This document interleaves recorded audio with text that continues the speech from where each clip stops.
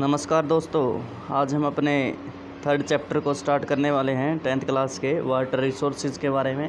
हम आज पढ़ेंगे जो जल संसाधन होते हैं वो किस प्रकार से पाया जाता है, उसकी करैक्टरिस्टिक्स देखेंगे, जल संग्रहण के बारे में देखेंगे।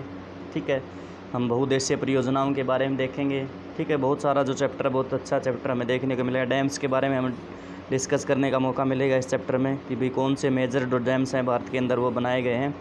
तो हम इसकी जो शुरुआत कर रहे हैं अब वो करते हैं। फ़िलहाल 1 मिनट रुकें, इसको थोड़ा बड़ा कर लेते हैं।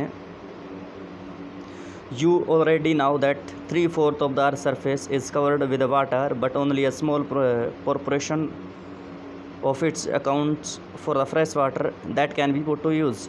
This fresh water is mainly obtained from the surface runoff and groundwater that is continuously being renewed and recharged through the hydrological cycle. All water moves within the hydrological cycle, ensuring that water is renewable resources. देखिए, आप लोग सभी जानते हैं कि जो पृथ्वी के जो सरफेस के ऊपर है लगभग 71% के ऊपर क्या है वो वाटर कवर करता है। लेकिन हमारे लिए जो जानने वाली जो बात है वो ये है कि भाई जो पीने योग्य जो पानी है वो हमारे लिए क्या वो बहुत ही कम मात्रा में आपको देखने को मिलेगा। ठीक है, यदि हम बात करें जो 71% है उस 71 का क्या कहते हैं, लगभग 97% पानी जो है ओशियंस के अंदर या सीज़ के अंदर है। This is not a fit for the human beings, use of human beings, जिसका हम मनुष्य क्या उसका पूर्ण तरीके से क्या उसका उपयोग नहीं कर सकते भी सीधे तौर पर। बच गया हमारे पास 3% में तो 2% हमारे ग्लेशियर्स हैं, रिवर हैं, लेक्स वगैरह की बात करेंगे तो वो हमारे इसके अंदर डिपॉजिट हैं।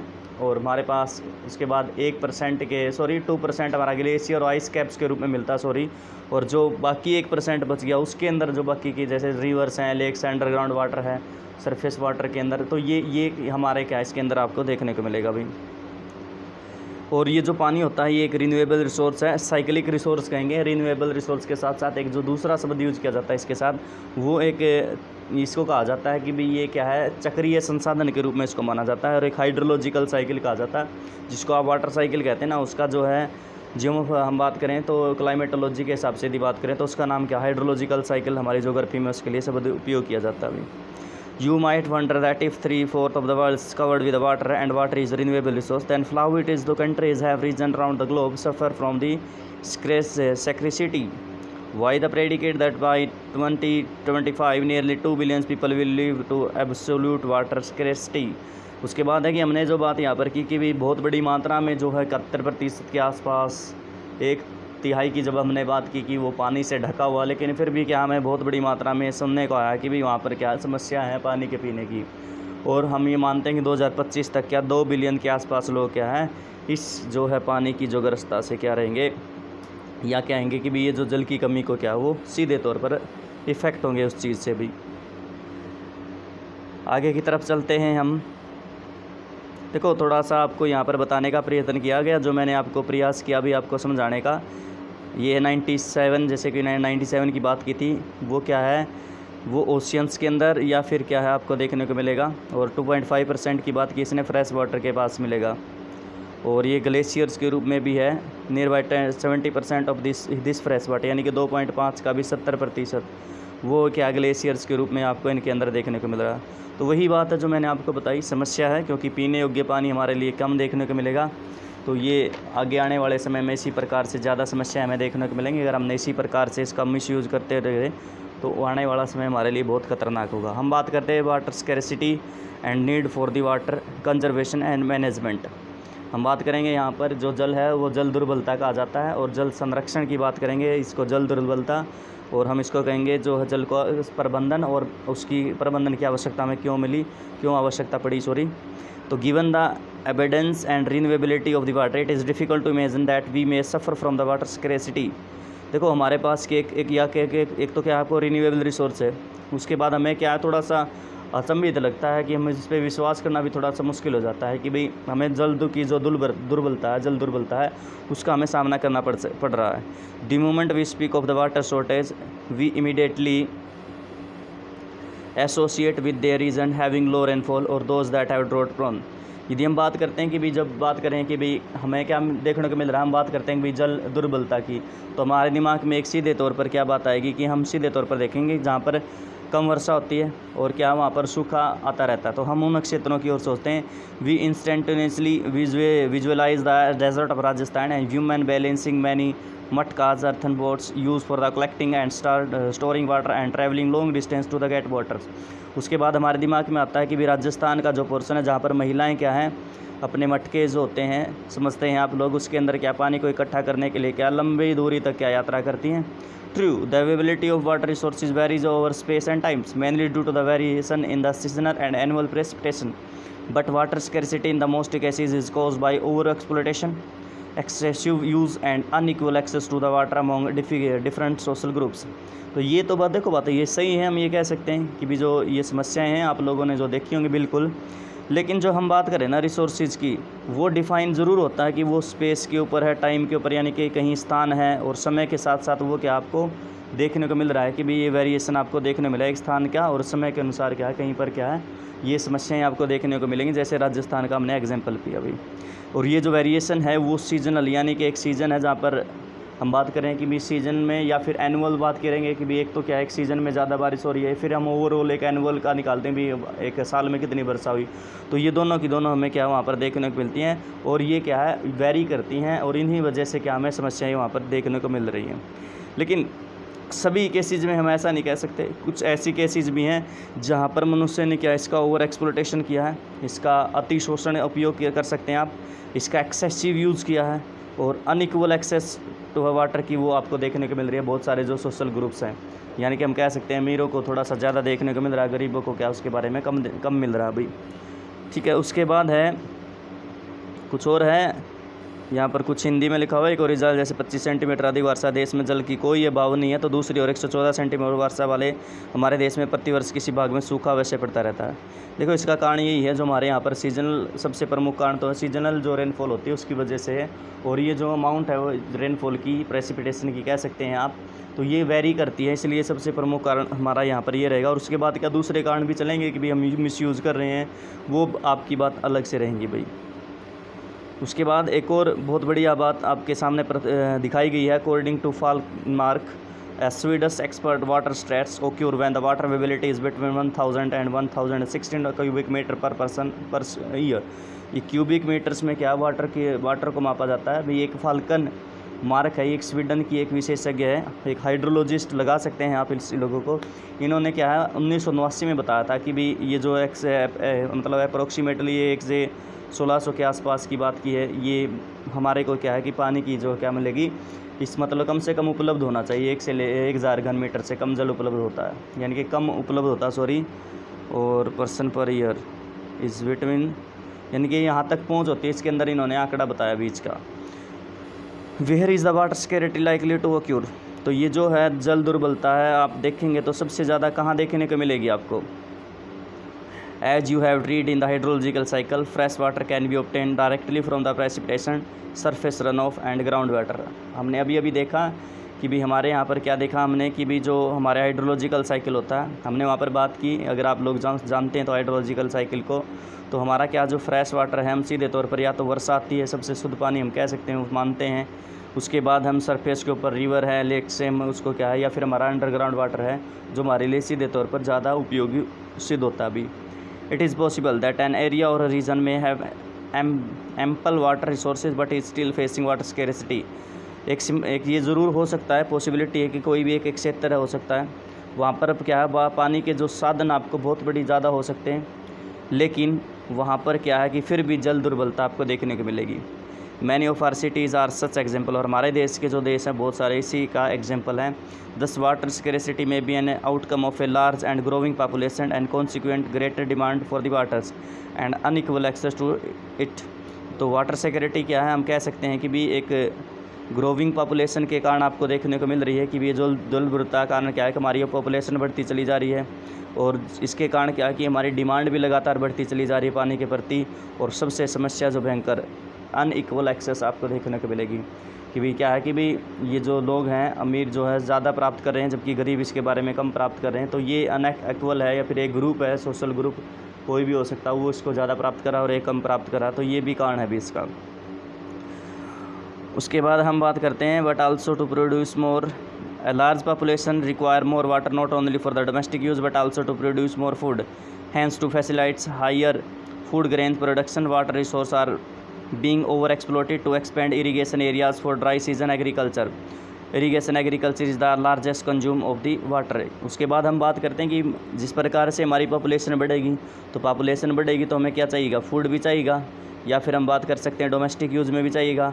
तो हम दूसरी बात करते हैं कि फूड भी चाहिएगा, तो फूड कहाँ से आएगा, हमारा फूड आएगा एग्रीकल्चर के अंदर। फूड ग्रेन हमें प्राप्त करने पड़ेंगे, प्रोडक्शन करना पड़ेगा, तो वो हमारे जो प्रोडक्शन कहाँ होंगे, वो हमारे एग्रीकल्चर में होंगे। एग्रीकल्चर में सबसे प्रमुख कारण क्या है, इरीगेशन, क्योंकि हम सबसे पहले ये जानते हैं कि हमारे यहाँ पर इरीगेशन के अंदर क्या ज़रूरत आवश्यकता इसलिए पड़ती है क्योंकि हमारे यहाँ पर रेनफॉल क्या सीजनल आपको देखने को मिलती है, और उसका जो भी डिस्ट्रीब्यूशन है वो भी क्या टाइम और स्पेस के अकॉर्डिंग क्या वो आपको डिफरेंस देखने को मिल जाएगा भी। इसी वजह से क्या कि भाई एग्रीकल्चर के अंदर सबसे ज़्यादा क्या आप कह सकते हैं पानी की आवश्यकता भी पड़ती है। Now it is needed to revolutionise that agriculture through developing drought resistant crops and dry farming techniques. इसके साथ जो हम बात कर रहे हैं, एक मिनट रुकना। Now it is needed to revolutionise the agriculture through developing drought resistance crops and dry farming techniques. तो हमें क्या करना पड़ेगा, हमें कुछ इस प्रकार के परिणाम लेके आने पड़ेंगे कि भी जो अनाज का हम उत्पादन कर रहे हैं, हम उसको बढ़ाने का प्रयत्न कर रहे हैं, तो हमें शुष्क जो है ऋतु में जो हमें खेती की आवश्यकता पड़ती है, तो हमें क्या करना पड़ेगा, कुछ अलग तरीके से खेती करनी पड़ेगी। जैसे ड्राई सीजन एग्रीकल्चर की बात की गई है, या फिर दूसरे तरीके से क्या ड्राई फार्मिंग की बात की गई है, टेक्निक्स यूज़ करनी पड़ेंगी। मेरे ख्याल से ये वो चीज़ें हैं, जैसे ड्रिप एग्रीकल्चर वगैरह की बात कर सकते हैं हम। तो उस प्रकार से क्या करना पड़ेगा, हमें क्या है नई टेक्निक लेके आनी पड़ेगी, जिससे क्या कि भी हम पानी को क्या कर सकते हैं, बचा सकते हैं। You may have seen a many television advertisement that most farmers have their own wells and tubewells in their farm for the irrigation to increase their produce, but have you ever wondered what this would result in. तो आपने ज़रूर सुना होगा कि भी बहुत सारे जो हमारे यहाँ पर किसान हैं, टेलीविज़न की ऐड में ज़रूर देखा होगा, उन फार्मर्स के पास अपने खुद के कुएँ होते हैं, अपना खुद का ट्यूबवेल्स होते हैं, अपने खुद के फार्म होते हैं, जहाँ पर वो इरीगेशन करते हैं और बहुत बड़ी मात्रा में प्रोड्यूस करते हैं। लेकिन आपने कभी सोचा कि इतने ज़्यादा ट्यूबवेल खरीदते हैं हमारे जो लगाने की वजह से, या फिर हम क्या करें वेल हैं उनके खुद के, तो इसके क्या परिणाम हो सकते हैं।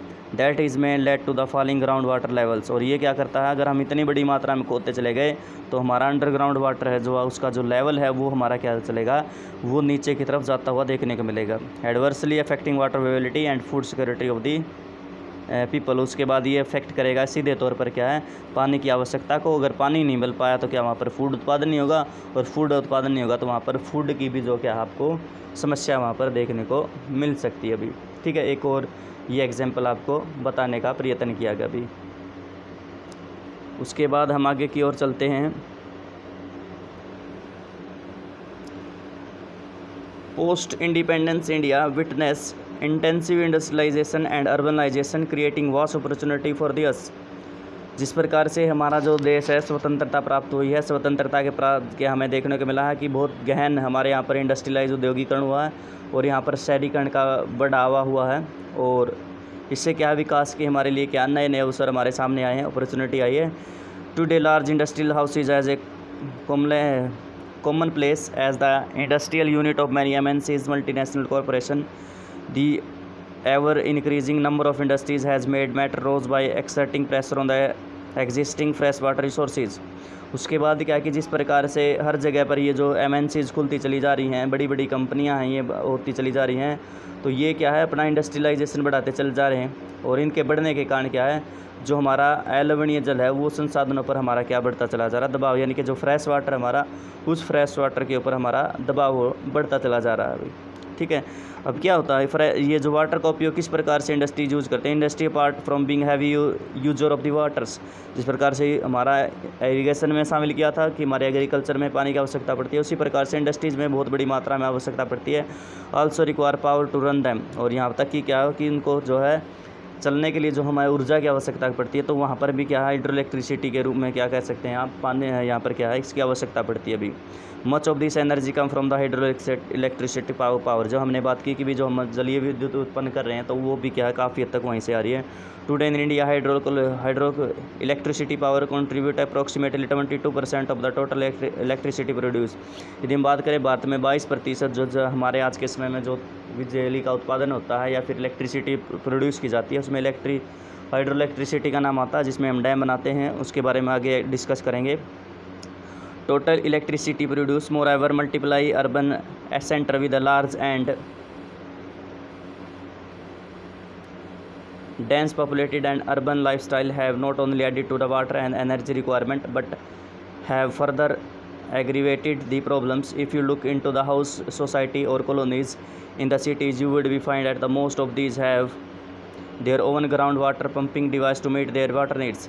Not surprisingly, we find that fragile water resources are being overexploited and over cause their depletion in the several of these cities. उसके बाद यदि हम बात करें कि भी हमारी जो है लगातार ये जो जनसंख्या बढ़ती चली जा रही है, जो हमारे सामने समस्या लेके आ रही है कि भी इसकी वजह से जो हमारा शहरी जीवन है ना, उसमें क्या कि जल की हमें बहुत बड़ी मात्रा में आवश्यकता पड़ती है। इससे क्या हमें बहुत ज़्यादा समस्याएं भी देखने को मिलेंगी। यदि हम शहरी क्षेत्रों की बात करें, कॉलोनियों के ऊपर बात करें, तो वो जो जल आपूर्ति की बात करते हैं तो क्या है उनका खुद का क्या है ग्राउंड वाटर के अंदर आपके खुद के ट्यूबवेल वहाँ पर क्या है कि आप कह सकते हैं कि भी खुद का जो सबमर्सिबल हम कह सकते हैं या फिर वो पानी निकालने के संसाधन क्या है उनके पास नलकूप की संज्ञा देंगे, हम ट्यूबवेल को ही कहते हैं वैसे नलकूप, तो वो आपको देखने को मिल जाएंगे। तो इसमें कोई आश्चर्य की बात नहीं कि शहरों में जल संसाधनों का अति शोषण हो रहा और इनकी कमी भी होती चली जा रही है भाई।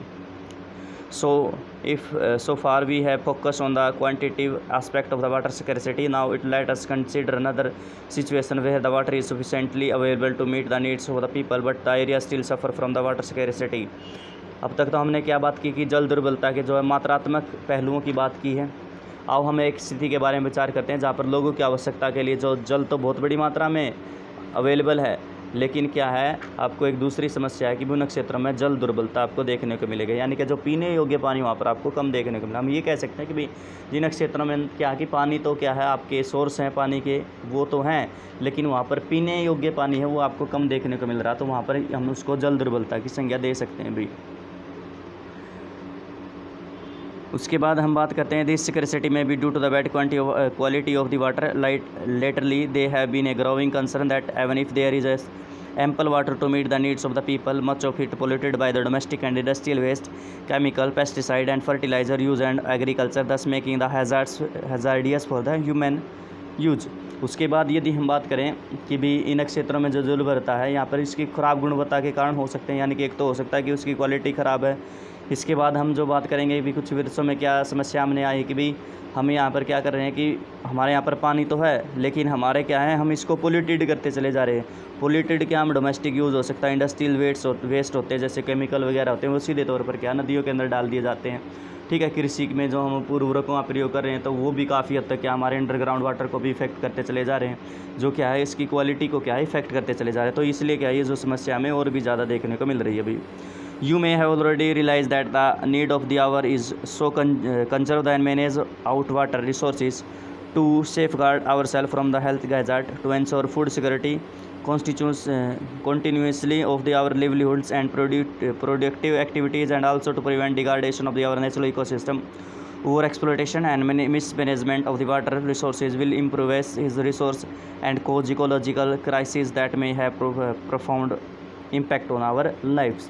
उसके बाद है कि हमने जो अनुभव किया है उसके द्वारा कि हम कह सकते हैं कि जल संसाधनों का संरक्षण और जो प्रबंधन है हमें स्वयं को स्वास्थ्य संबंधी खतरों से बचाए रखना पड़ेगा, खाद्यान्नों की सुरक्षा करनी पड़ेगी, अपनी आजीविका और उत्पादक क्रियाओं की निरंतरता को सुनिश्चित करेंगे और हमारे प्राकृतिक जो पारिस्थितिकी तंत्र का जो वो लगातार घटता चला जा रहा है उसका डिग्रेडेशन होता चला जा रहा है, उसको डिग्रेडेशन को भी क्या हम क्या करना करेंगे उसको सुधारने का प्रयत्न करेंगे भाई। सीधे तौर पर जल संसाधनों के अतिशोषण और उनके कुप्रबंधन की जब हम बात करते हैं तो इससे संसाधनों का क्या हो रहा है अभी वो क्या है ह्रास होता चला, उनकी कमी होती चली जा रही है और पारिस्थितिक संकट की भी जो समस्या हमें हमारे सामने देखने को मिल रही है, जिससे हमारे जीवन के ऊपर उसका बहुत बड़ी मात्रा में प्रभाव पड़ता चला जा रहा अभी। आगे हमारे पास हमारे मल्टीपर्पज़ प्रोजेक्ट रहेंगे, इनके बारे में हम अगले चैप्टर में इनके बारे में हम अगले वीडियोज़ में हम इसके बारे में बात करेंगे।